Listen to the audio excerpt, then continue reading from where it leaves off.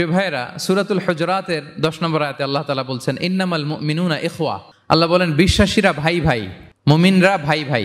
এটা ফিল করতে হবে, শুধু মুখে বললে হবে না। আমরা কিন্তু ভাই ভাই, উই আর ব্রাদার্স ইন ইসলাম। ইন্নামাল মুমিনুনা ইখওয়া, বিশ্বাসীরা ভাই ভাই। ফাআসলিহু বাইনা আখাওয়াইকুম। আর এই ভ্রাতৃত্বের মধ্যে যদি কখনো টানাপোড়েন হয়, বোঝাপড়ায় সমস্যা হয়, বিরোধ হয়, তাহলে মিলমিশ করে দিও তোমরা, সেটা আপোষে মীমাংসা করে দিও। আদেশটা কার? আওয়াজ করে বলুন না, আদেশটা কার? আর ওয়াত্তাকুল্লাহ, আল্লাহকে ভয় করো। লাআল্লাকুম তুরহামুন, তাহলে তোমরা অনুগ্রহ প্রাপ্ত হবে। তাহলে প্রথম মেসেজ হচ্ছে আমরা ভাই ভাই, উই অল আর ব্রাদার্স। পৃথিবীতে ভ্রাতৃত্ব, ব্রাদারহুড, এটা অনেক ধরনের। এক নম্বর ভ্রাতৃত্ব হচ্ছে আল উখুয়া আল ইনসানিয়া, মানবিক দিক থেকে ভাই। যারাই মানুষ তারাই ভাই, কারণ আমাদের আদি পিতার নাম, আদিমাতা Adam and Eve. We came from the very same source, same origin. একটা জায়গা থেকে আসছে। সবার বাপ যদি একজন হয়, সবার মা যদি একজন হয়, তো আমরা সবাই কি? সুবহানাল্লাহ পড়বেন না? তাহলে ভ্রাতৃত্বের একটা রূপ হচ্ছে আল উখুয়া আল ইনসানিয়া, মানবিক দিক থেকে ভাই। সেই হিসেবে হিন্দু আমার ভাই, খ্রিস্টানও আমার ভাই, বৌদ্ধ আমার ভাই, নাস্তিক আস্তিক সবাই আমার ভাই। এটা হলো ভ্রাতৃত্বের একটা ধরন। ভ্রাতৃত্বের আরেকটা ধরন হচ্ছে আল উখুয়া আন নাসাবিয়া, বংশীয় ভাই, বংশের সম্পর্ক বা রক্তের সম্পর্ক। যেমন আমার চাচাতো ভাই, খালাতো ভাই, আরো ক্লোজে গেলে আমার আপন ভাই, মায়ের পেটের ভাই, এক রক্তের ভাই, ঠিক কিনা বলেন? এটা গেল 2 নাম্বার, এটা রক্তের সম্পর্ক। 3 নাম্বার হচ্ছে আল উখুয়া আদ-দীনিয়া, দ্বীনি ভাই। আর আমরা এটা নিয়েই কথা বলছি, আল উখুয়া আদ-দীনিয়া। ইন্নামাল মুমিনুনা ইখওয়াতুন, মুফাসসিরিন ইকরাম বলেছেন ইয়ানি ইখওয়াতুন ফিদ-দীন। মুমিনরা ভাই ভাই হচ্ছে 3 নাম্বার সেন্সে, আমরা দ্বীনি ভাই। আমি আপনাদের কাউকে দেখি নাই, আমাকে হয়তো সোশ্যাল মিডিয়ায় দেখেছেন, কিন্তু সরাসরি হয়তো দেখেন নাই।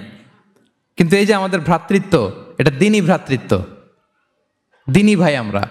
আমরা কি ভাই? এবং ইন্টারেস্টিংলি এই দ্বীনি ভাই বা দ্বীনি ভ্রাতৃত্ব আগের 2টার চেয়েও মজবুত। কখনো কখনো এটা রক্তের সম্পর্ককেও ছাড়িয়ে যায়।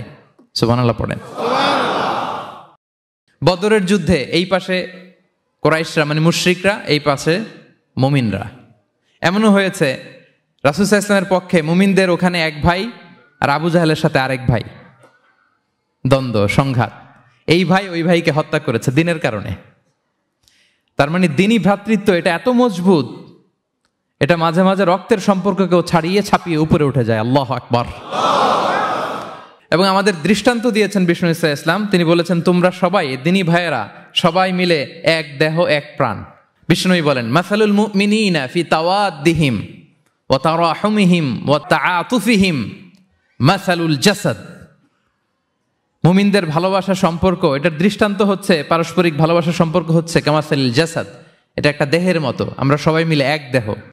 দেহের কোনো অঙ্গ যদি ইনজুর্ড হয়, সারা দেহ যেমনি কষ্ট পায়, বিশ্বের কোথাও আমার কোনো দ্বীনি ভাই যদি কষ্ট পায়, আমাদের প্রত্যেকের হৃদয়ে রক্তক্ষরণ ঘটে। চিল্লায় বলেন ঠিক কিনা? আপনার পা কেটে গেছে, এখন আমরা কি এরকম ভাবি যে পা গেছে তো কি হয়েছে, পাই না, কষ্ট পাবে, সারা দেহ তো ওকে। ব্যাপারটা কেমন?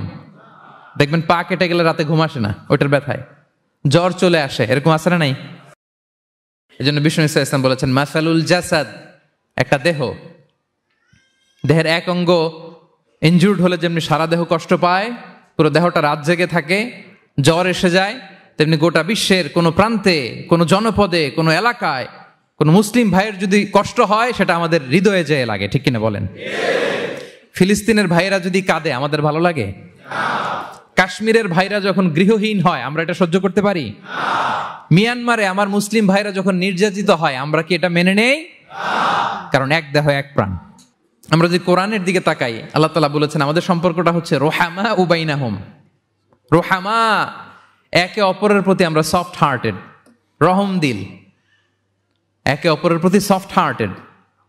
কোরআনের অন্য জায়গায় এসেছে বুনিয়ানুম মারসুস, সীসা ঢালা প্রাচীরের মতো আমাদের সম্পর্ক। হাদিসে এসেছে এক ভাই হচ্ছে আরেক ভাইয়ের মিরআতুল মুমিন, এক মুমিনের জন্য আরেক মুমিন হচ্ছে আয়না। আয়নার সামনে দাঁড়ালে দেখা যায় যে আমার এখানে একটা দাগ, তারপর আয়নার সামনে দাঁড়ালে আমাকে ঠিক করে নেওয়া যায়, গুছিয়ে নেওয়া যায়। তার মানে আমার সমস্যা, আমার ভুল, আমার খুঁত, আমার স্পট, এটা আয়না বলে দেয়। মুমিনরাও এরকম, এক ভাই আরেক ভাইকে সংশোধন করে দেয়। সুবহানাল্লাহ পড়েন। এবং কোরআন কখনো কখনো আমাদেরকে বলেছে যে ওয়ায়ুসিরুনা আলা আনফুসিহিম ওয়ালাউ কানা বিহিম খাসাসা, ভ্রাতৃত্বের সম্পর্কটা এমন হবে যে নিজের প্রয়োজনের চেয়েও মুমিন ভাই তার অন্য ভাইয়ের প্রয়োজনকে গুরুত্ব দিবে। পড়েন সুবহানাল্লাহ। আমার প্রয়োজন, তারপর আমি না নিয়ে আমার ভাইকে দিব। এরকম নিদর্শন আমাদের মধ্যে আছে না নাই? আপনারা ইয়ারমুকের যুদ্ধের নাম শুনেছেন। হিজরি 15 সালের কথা। বিষ্ণু ঈসা ইসলাম এর ইন্তেকালের 4-5 বছর পরের ঘটনা।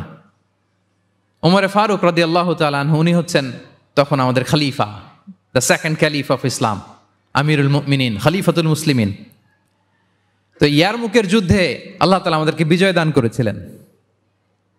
কিন্তু এমনি এমনি বিজয় আসে নাই, এমনি এমনি আসে নাই। একের পর এক সাহাবারা আহত হয়েছেন, নিহত হয়েছেন, মানে শহীদ হয়েছেন।